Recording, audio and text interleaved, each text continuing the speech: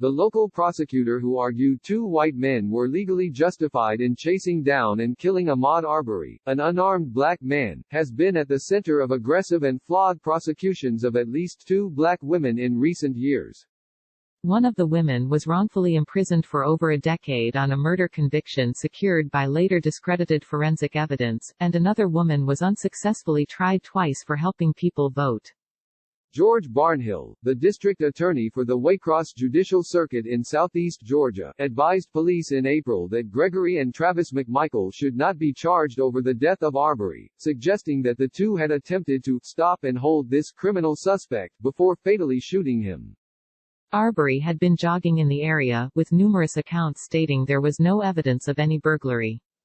Barnhill eventually recused himself from the case, under pressure from the Arbery family, as his son had worked in the Brunswick prosecutor's office alongside Gregory McMichael. The McMichaels have since been charged with murder after the emergence of video showing the shooting and the intervention of Georgia state investigators. Barnhill faces harsh scrutiny, allegations of racial bias and a state investigation over his handling of the case and why he recommended not bringing charges shortly before officially recusing himself. Barnhill defended his office's handling of the Arbery case. As a member of the State Bar of Georgia, I am not allowed by state law and state bar rules to have any public comment on the facts, or on the law, or on the news stories about the case, to ensure a fair and just trial for all parties, he said in an emailed statement.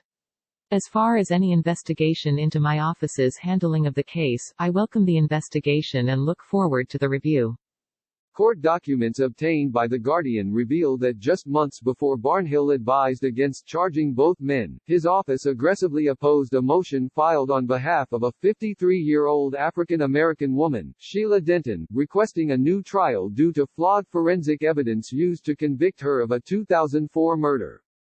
Denton was sentenced to life in prison in 2006 for the murder of 73-year-old Eugene Garner, but she has maintained her innocence.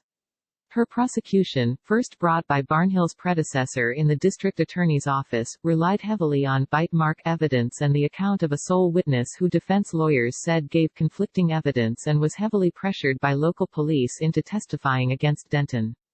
Court filings indicate police threatened the witness, Sharon Jones, with being charged over murder herself unless she testified that Denton had confessed to her.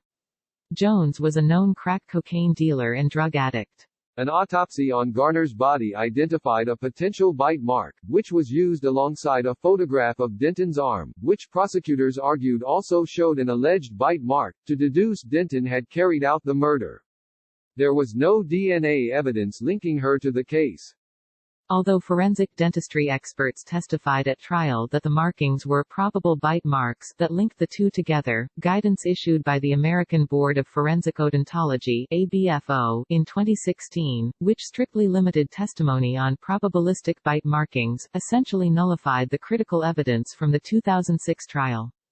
Despite this, attorneys working for Barnhill argued in court filings in December 2019 that the new ABFO guidance was not evidence at all, and the court should continue to rely on the old, flawed testimony because the forensic dentist who testified in 2006 would not change the opinion he offered.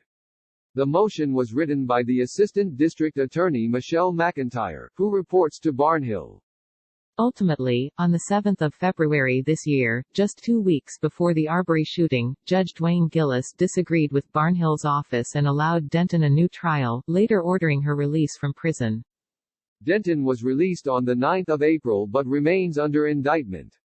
Sources close to the case told The Guardian that Barnhill indicated, at around the same time he advised against charging the McMichaels, that he would continue to examine pursuing a new case against Denton. Barnhill said in an email that the original trial was many years ago, and he was not personally involved. He said his office had agreed to a low bond for Denton after a new trial was ordered so she could live with family in Atlanta. In recent years, Barnhill also drew national attention for his decision to prosecute Olivia Pearson, the first African-American woman elected to the City Commission in Douglas, Georgia, and 3 others for improperly assisting others at the polls during the 2012 general election. The 3 other people pleaded guilty to misdemeanor charges, but Pearson chose to take her case to trial. Georgia restricts who can get assistance at the polls, and Barnhill's office brought felony charges against Pearson, saying she had unlawfully helped her nephew and another woman at the polls and signed a form swearing that the voters met the necessary conditions for assistance when they didn't.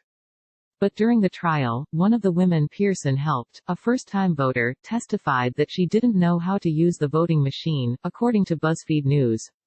She said Pearson showed her how to do so without touching the machine or telling her how to vote. I was just blown away that I got indicted on something like that, said Pearson. They aggressively prosecuted me. All but one of the jurors, a black woman, voted to convict Pearson, resulting in a mistrial. Barnhill's office immediately moved to try the case again. In the second trial, held in another town, the jury acquitted Pearson after just 20 minutes of deliberation. The fact that the group was prosecuted after encouraging people to vote was stunning, said Charlene Green, an attorney who represented one of the men who pleaded guilty. Many saw the prosecutions as an attempt to intimidate minority voters. These are not people who are a blight on the community. These are individuals who are actively working to galvanize marginalized people in that community, she said.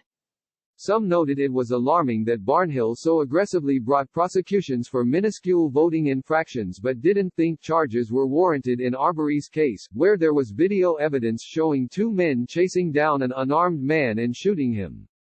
When you look at the fact pattern that has come to light in Mr. Arbery's case, that this same DA looked at that video and decided that there was no probable cause to prosecute, it says to me that his judgment is informed by race discrimination, said Sarah Tatankai, executive director of the Southern Center for Human Rights, which represented Pearson in her second trial.